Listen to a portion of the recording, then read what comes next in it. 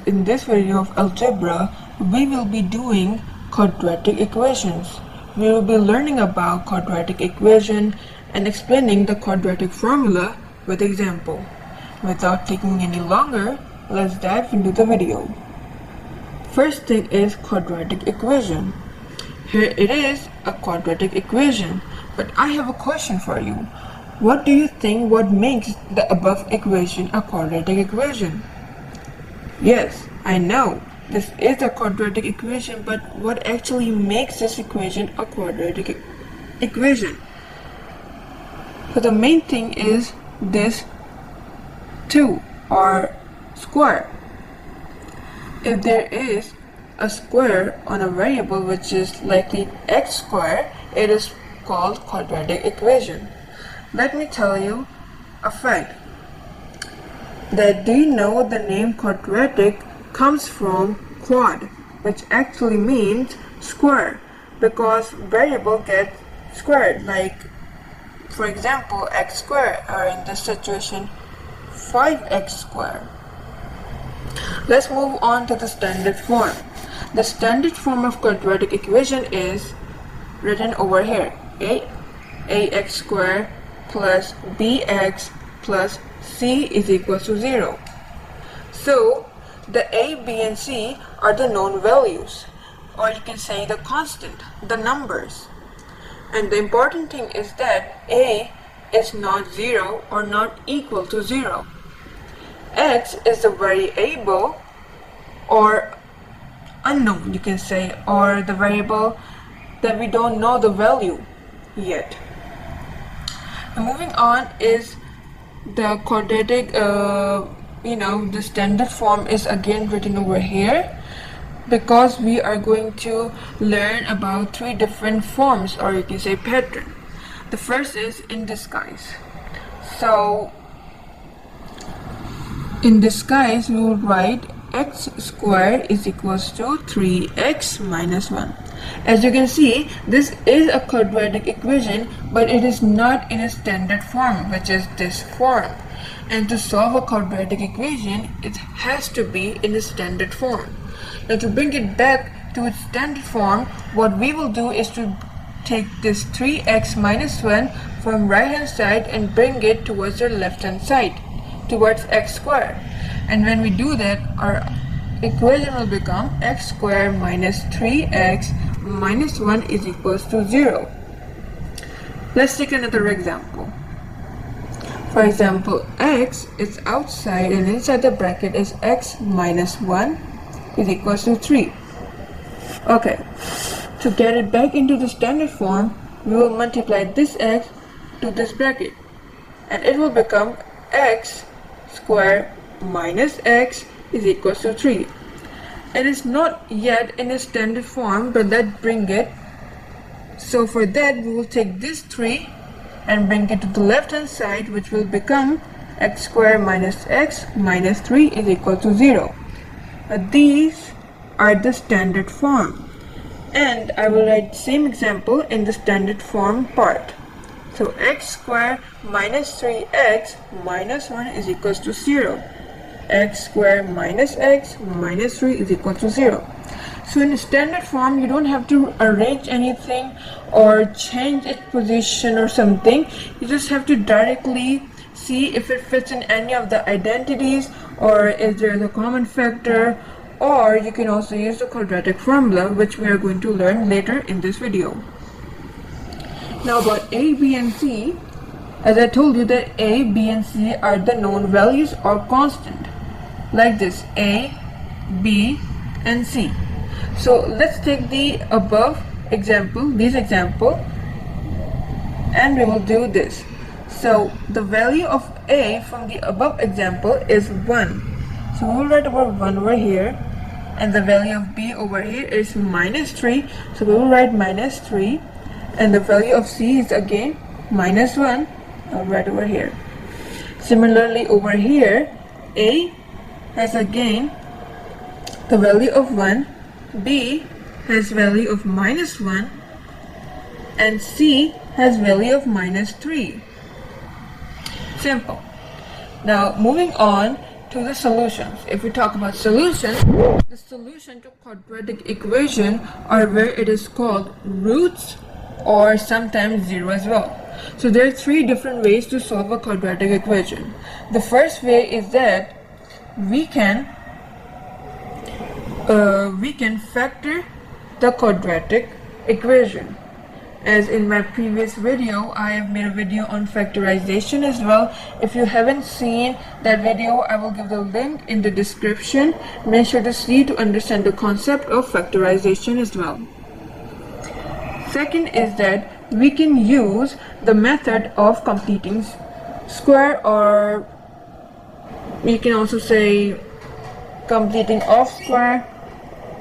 Now the third is we can also use a special formula that is called quadratic formula, which we are going to learn about in this video. So let's get to the quadratic formula. As you can see, this whole is quadratic formula, which is x is equals to minus b plus minus under root b square minus 4ac upon 2a. So yes, it could be hard to remember it, but once you get the hold of it, it will become really easy. So what does plus minus means? So this plus minus means we need to plus and we need to minus, meaning we will have two answers. So if we talk about b squared minus 4ac, which is also called discriminant, is because it discriminates between three possible types of answer. And those three possible types of answer are, when it is positive, we will get two real solutions, meaning you will have two answers, one by adding and one by minusing or subtraction. Second is, when it is zero, we get only one solution. So normally using quadratic formula, when we are solving it, our answers are in two real solutions. But if that discriminant is zero, this discriminant is equal to zero, our answer will only have one solution. And if it is negative, we will have a complex solution, which includes imaginary number as well. So we are not going to go to the imaginary number part, but hopefully in my next video I will also cover that. Now let's understand the usage of quadratic formula with the example. So as you can see that we have 5x squared plus 6x plus 1. So we cannot factorize it, as it cannot be factorized, so we will use quadratic formula. First thing first is that I'm going to write the values of a, b and c. So over here the value of a is 5, so right over here. The value of b is 6, I will write that over here too. And the value of c is 1, I will write over here. Now let me write the quadratic formula again, which is minus b plus minus under root b square minus 4ac upon 2a. So I will put the values of a, b and c in this quadratic formula. So I will get minus the value of b is 6, I will write minus 6 plus minus under root 6 square minus 4, value of a is 5 and value of c is 1, which upon 2 multiplying by 5. So let's do it step by step. So when we multiply minus by 6, we will have minus 6, again plus minus under root, when we take the square of 6 we get 36 minus 4 times 5 times 1 is 20, and then 2 times 5 is 10. When we further solve it, we get minus 6 plus minus, and we take 20 out of 36, it becomes 16 upon 10. As you can see, the discriminant is in positive, and we have learned that when it is positive we get two real solutions, so we will get two answers. But when we simplify it further, we get minus 6 plus minus. When we take the square root of 16, we get it 4 upon 10. Now we will have two solutions, so for that I am going to write R in the middle. Over here we're going to plus, and over here we're going to minus. So on the plus side, when I take minus 6 plus 4 upon 10, when I further solve it, I get minus 2 upon 10, which then I further simplify it, it becomes this. So our answer becomes minus 1 upon 5, which is our first real solution. For the minus part, we're going to do minus 6 minus 4 upon 10. When I further solve it, it becomes minus 10 upon 10.